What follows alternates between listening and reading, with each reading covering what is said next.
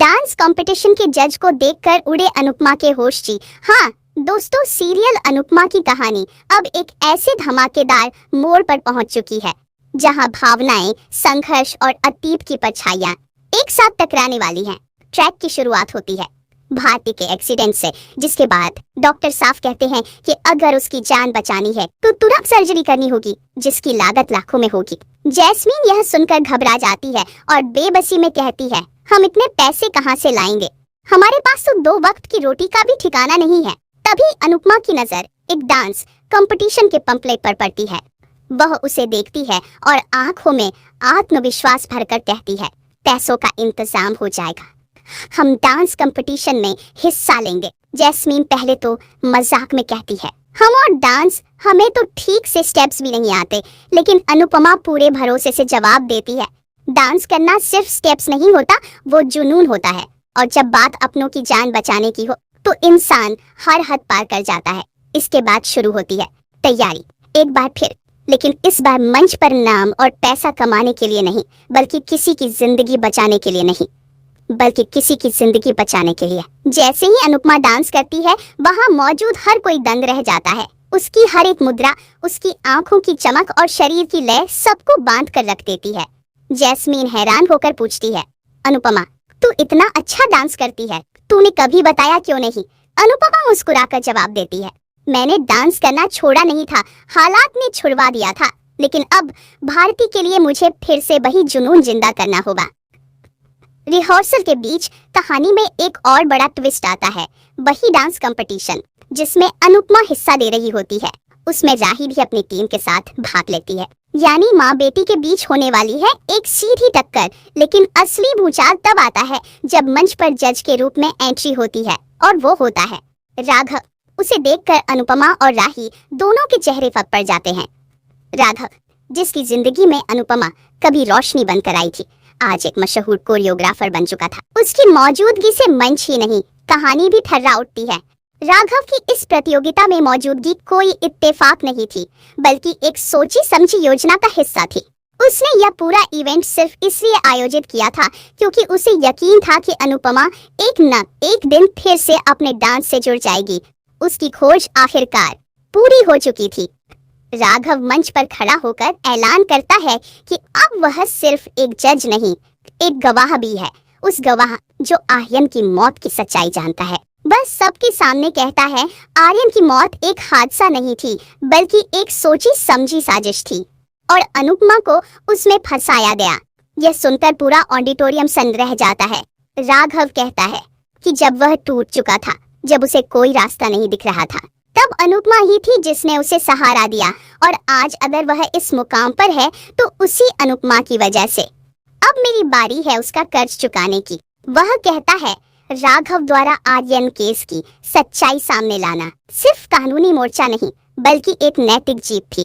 अनुपमा के उस आत्मसम्मान की जीत जिसे बरसों से कुचला गया था।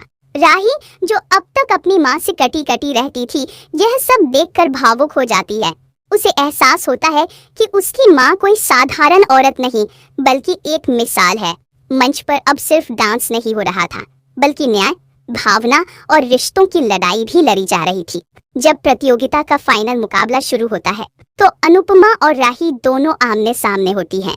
लेकिन इस बार यह मुकाबला जीतने के लिए नहीं, एक दूसरे को समझने के लिए होता है। दोनों के डांस में प्यार, शिकायतें, माफी और गर्व सब कुछ होता है।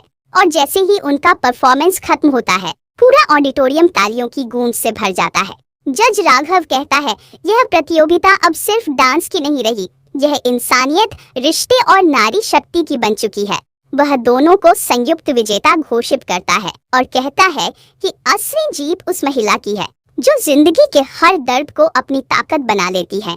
इसके बाद भारती की सर्जरी होती है और वह ठीक होकर लौट आती है। वह अनुपमा को गले लगाकर कहती है, दीदी आपने तो मेरी जिंदगी ही बदल दी। अनुपमा मुस्कुराकर कहती है, नहीं भारती, तूने मुझे मेरी शक्ति याद दिलाई है। कहानी अब सिर्फ एक डांस कंपटीशन तक सीमित नहीं रही, यह बन गई है एक आंदोलन, महिलाओं के आत्मबल और सम्मान की।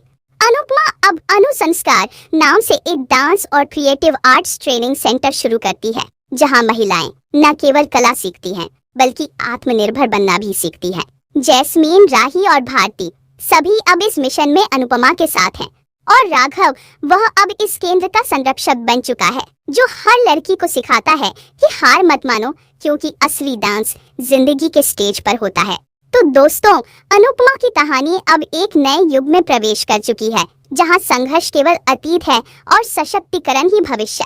यह सिर्फ सीरियल नहीं, हर उस महिला की आवाज है जो आज भी अपने लिए मंच ढूंढ रही है। और अनुपमा वह अब न सिर्फ अपनी बेटी की बल्कि हर उस बेटी की मां बन चुकी है जो उड़ान भरना चाहती है। राघव के खुलासे और अनुपमा व राही के भावनात्मक डांस के बाद कहानी ने जैसे एक नई सांस ली हो। लेकिन यह सांस लंबी नहीं चलने वाली थी, क्योंकि अब शुरू होनी थी उस साजिश की असली परतों की उधरी हुई सिलाई को सीने की कोशिश। मंच से उतरते ही राघव अनुपमा के पास आता है और कहता है, अब वक्त है कि हम उस सच को सामने लाएं जिसे अब तक सबने दबाने की कोशिश की है। अनुपमा, जो अब तक खुद पर लगे इल्जामों और जिंदगी की ठोकरों से जूझ रही थी, पहली बार आत्मविश्वास से मुस्कुराती है और कहती है, अब मैं किसी से नहीं डरती, ना समाज से, ना रिवायतों से और ना ही अपने अतीत से।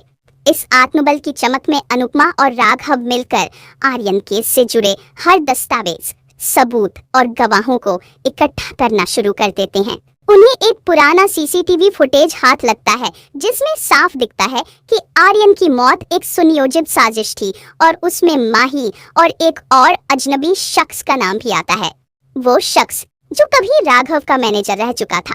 उधर माही, जो अब तक बैकफुट पर थी, अचानक से डरने लगती है। वो जानती है कि सच अगर बाहर आया तो उसका पूरा खेल खत्म हो जाएगा। माही अपने कुछ पुराने पावरफुल कॉन्टैक्ट्स को एक्टिवेट करती है और राघव पर झूठा केस डालने की कोशिश करती है, लेकिन इस बार उसके सामने कोई डरी सहमी अनुपमा नहीं, बल्कि एक निर्भीक और दृढ़ निश्चयी महिला खड़ी है। अनुपमा राही और भारती के साथ मिलकर अनुसंस्कार की एक पब्लिक अवेयरनेस वर्कशॉप आयोजित करती है, जहां वह महिलाओं को बताती है कि कैसे उन्हें अपने आत्मसम्मान के लिए आवाज उठानी चाहिए, चाहे कितनी भी ऊंची दीवार उनके सामने क्यों न खड़ी हो। इसी वर्कशॉप में वो पहली बार मंच से बोलती है, अगर कोई और तुम्हें तुम्हारी तान न दे तो खुद बनो अपनी पहचान। इस आयोजन की सफलता के बाद मीडिया और सोशल प्लेटफॉर्म पर अनुपमा की चर्चा होने लगती है। लोग उसकी हिम्मत, सफर और संघर्ष को जानकर उसे नारी शक्ति की मिसाल कहने लगते हैं। लेकिन हर ऊंचाई के बाद एक और इम्तिहान सामने आता है, कोर्ट की तारीख। राघव और अनुपमा मिलकर कोर्ट में आर्यन की मौत का पूरा सच पेश करते हैं, जहां माही को कटघरे में खड़ा होना पड़ता है। माही पहले तो सफाई देती है, लेकिन जैसे जैसे सबूत सामने आते हैं उसका झूठ दम तोड़ देता है। कोर्ट आखिरकार माही को दोषी करार देता है और अनुपमा को सभी आरोपों से बरी कर दिया जाता है। कोर्ट रूम में यह फैसला सुनते ही राही भागकर अपनी माँ को गले लगा लेती है और फूट फूट कर रोती है, माँ मुझे माफ कर दो, मैंने तुम्हारे दर्द को कभी समझने की कोशिश नहीं की।